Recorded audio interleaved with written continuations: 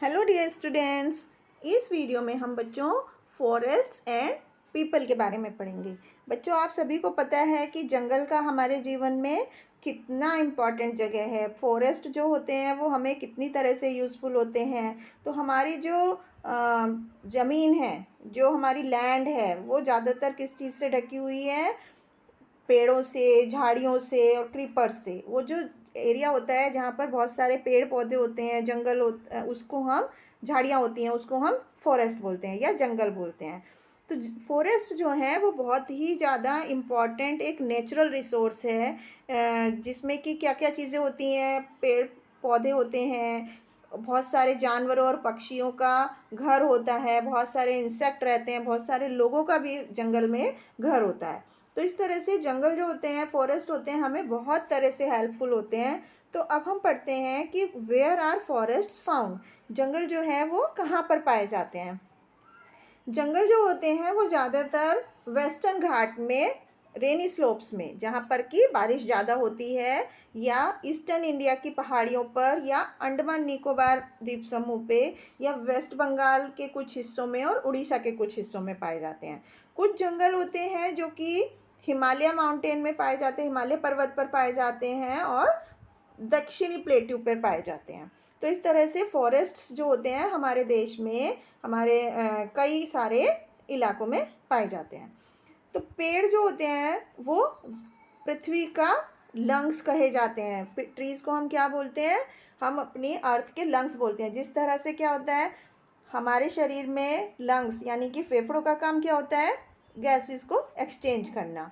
हम उससे सांस लेते हैं, ऑक्सीजन लेते हैं, कार्बन डाइऑक्साइड छोड़ते हैं। इसी तरह से अर्थ जो होती है, पेड़ जो होते हैं वो अर्थ को गैसेस एक्सचेंज का काम करते हैं। पेड़ जो होते हैं वो ऑक्सीजन लेते हैं और ऑक्सीजन देते हैं, और कार्बन डाइऑक्साइड गैस अपने अंदर लेते हैं। तो इसलिए पेड़ों को हम पृथ्वी के लंग्स बोलते हैं। तो पेड़ जो होते हैं वो हमारे बारिश करने में हेल्प करते हैं, और वो हमें क्या करते हैं, हमारी मिट्टी को बहुत ज़्यादा नमी बनाए रखते हैं, और हमारी मिट्टी को सॉइल इरोजन से, मिट्टी के कटाव से बचाते हैं।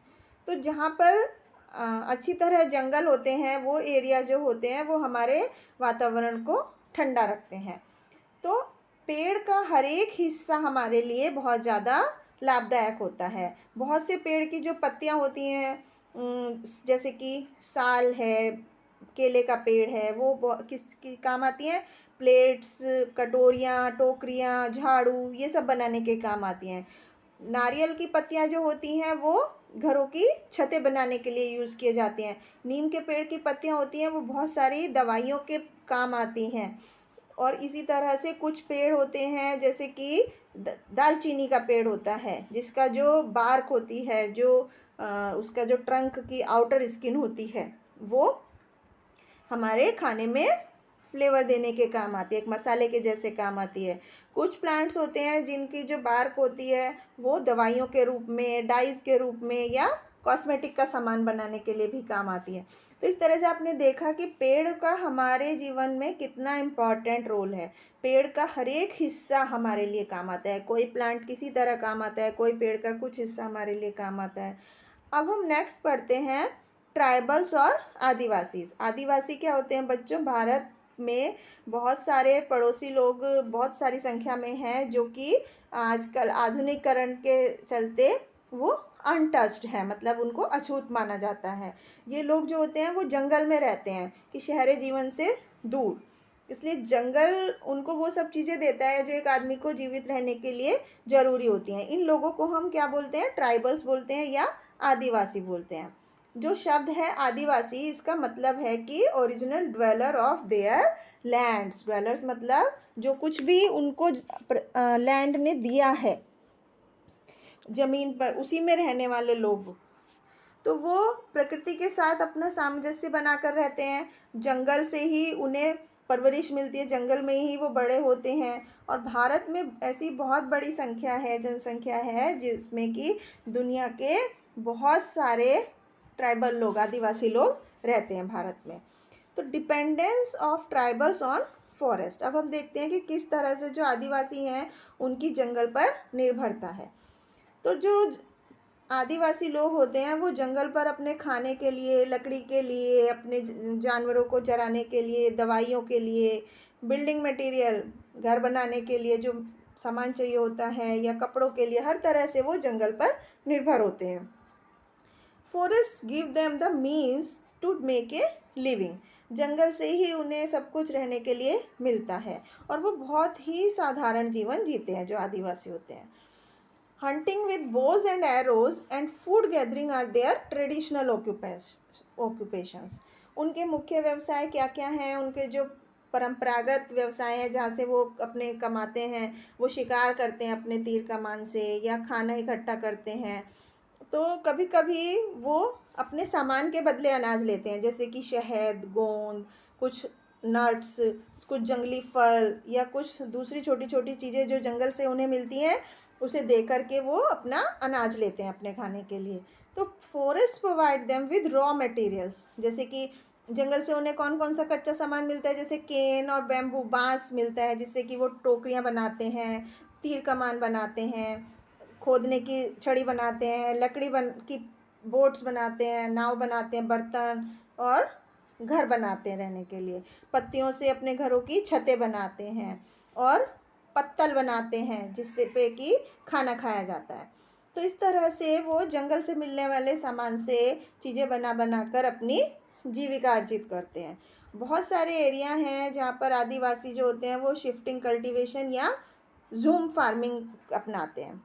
जूम फार्मिंग को हम रोटेशन फार्मिंग भी बोलते हैं। इसमें क्या होता है, जब एक ज़मीन पर एक तरह की फसल उगा दी जाती है और फिर वो ज़मीन पूरे साल के लिए खाली छोड़ दी जाती है, उस पर जो जंगली घास होती है उसको काटा जाता है और जलाया जाता है, जिससे कि उसकी जो राख होती है वो मिट्टी को और ज़्यादा उपजाऊ बना देती है, और फिर उस पर दूसरी फसल को उगाया जाता है।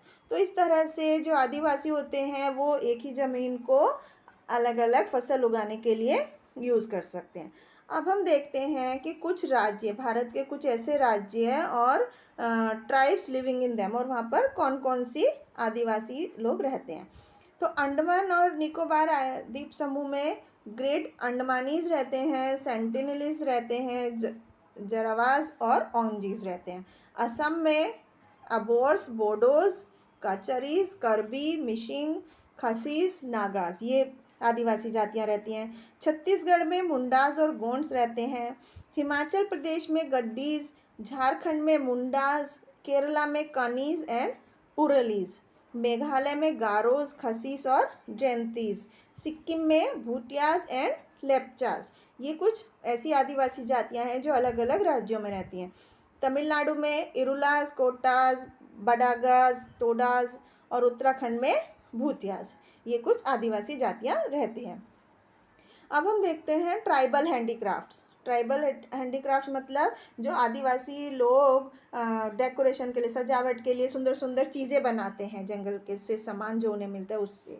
तो वो लोकली अवेलेबल मटेरियल जो भी कुछ उन्हें मिलता है जंगल से, लकड़ी, फूल, पत्तियाँ, मड, उन सब से वो अलग तरह का, बहुत ही स्पेशल तरह का कपड़ा बुनते हैं। कुछ होते हैं जो बहुत सुंदर सुंदर उनसे बर्तन बनाते हैं, कुछ होते हैं जो बैम्बू को, बांस को, मिट्टी को, घास, पत्तियाँ, उन सबको यूज़ करके पत्तल बनाते हैं। पत्तल मतलब कि जो पत्तियों से प्लेट बनाई जाती है जिस पर कि खाना खाया जाता है। कुछ टोकरियाँ बनाते हैं, झाड़ू बनाते हैं, अलग अलग तरह के पाइप, बर्तन, और कुछ आभूषण बनाते हैं। तो इस तरह से जो आदिवासी लोग होते हैं वो जंगल से मिलने वाले सामान से जो उन्हें आसपास मिलता है उससे तरह तरह की चीज़ें बनाते हैं। अब हम देखते हैं कि displacement of the tribals. Displacement मतलब एक जगह से दूसरी जगह जो आदिवासी क्यों जाते हैं।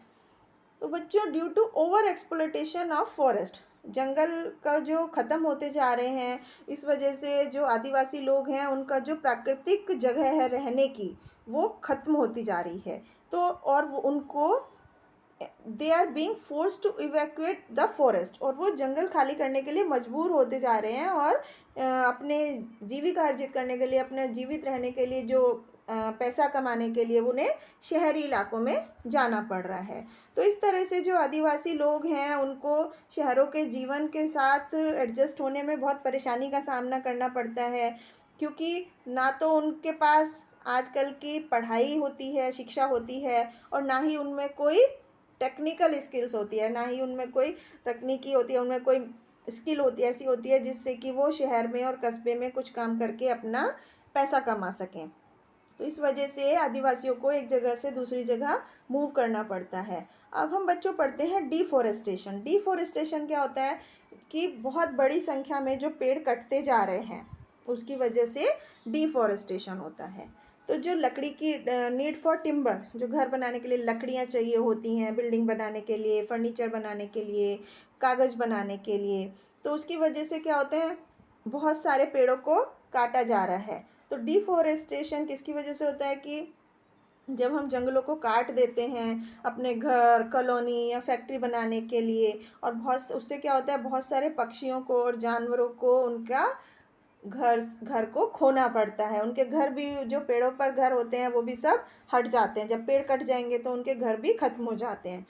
तो आदिवासी जो होते हैं उनके भी घर चले जाते हैं, और उनके जो जीविका अर्जित करने का, उनका जीवन यापन करने के लिए जो सामान उन्हें मेन सोर्स जिससे मिलता है वो भी खत्म हो जाते हैं।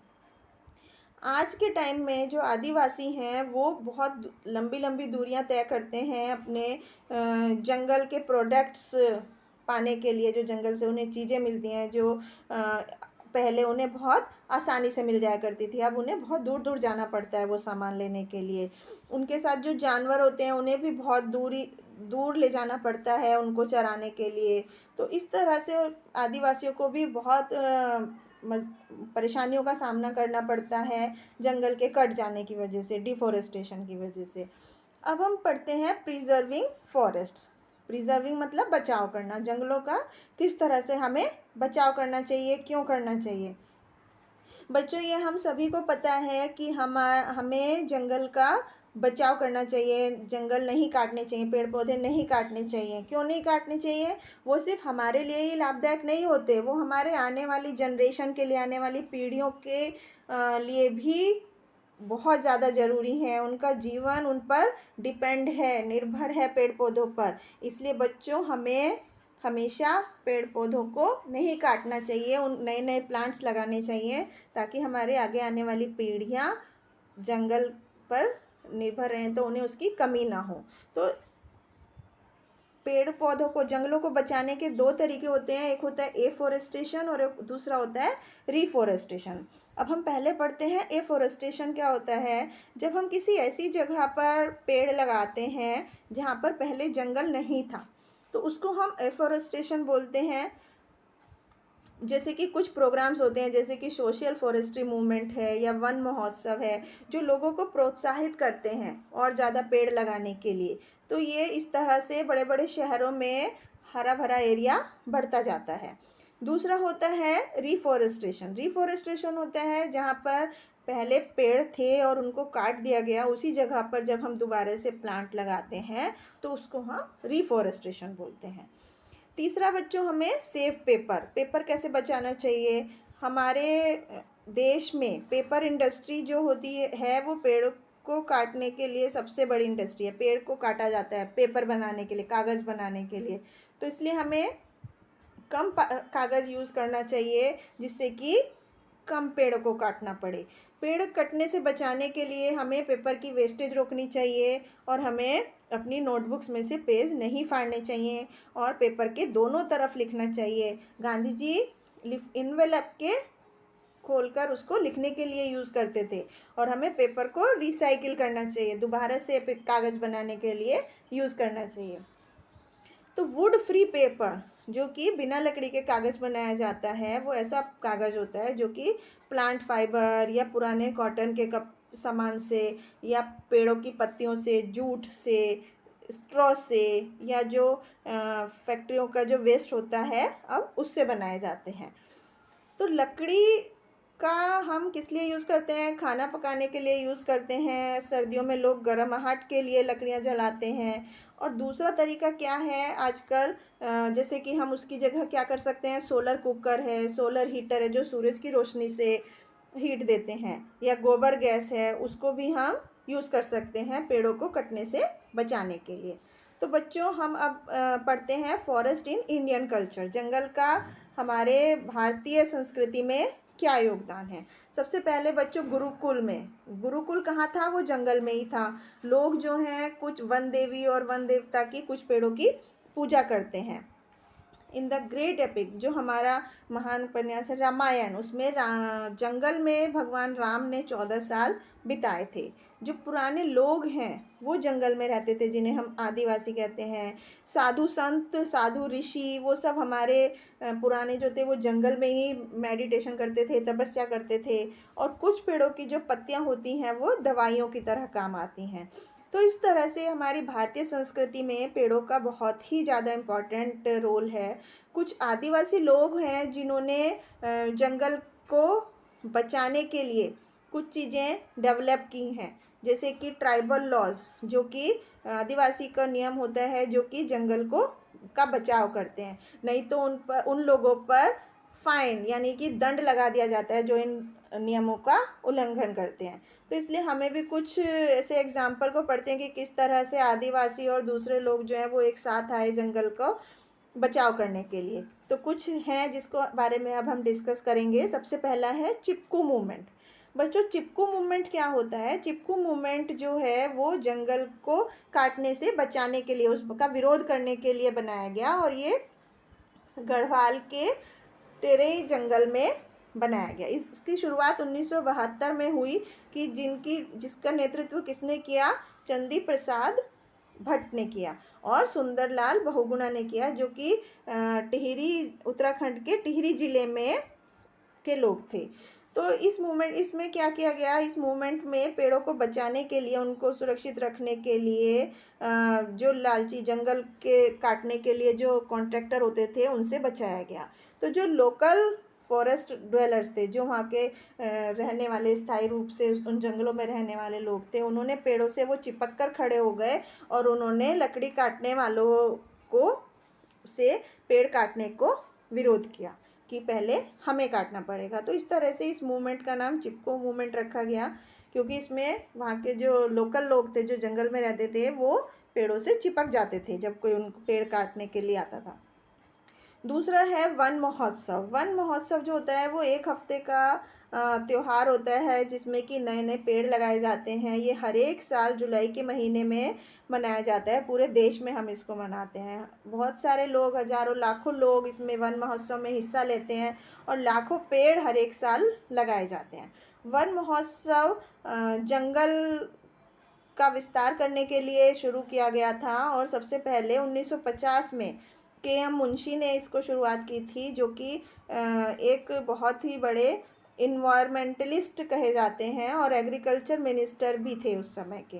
तो बिश्नोइज, जो कि राजस्थान की एक आदिवासी जाति है, उन्होंने सबसे पहले पूरी दुनिया में ये इन्वायरमेंट फ्रेंडली अप्रोच की थी, वाइल्ड लाइफ, जंगली जीवन और जंगलों को बचाने के लिए।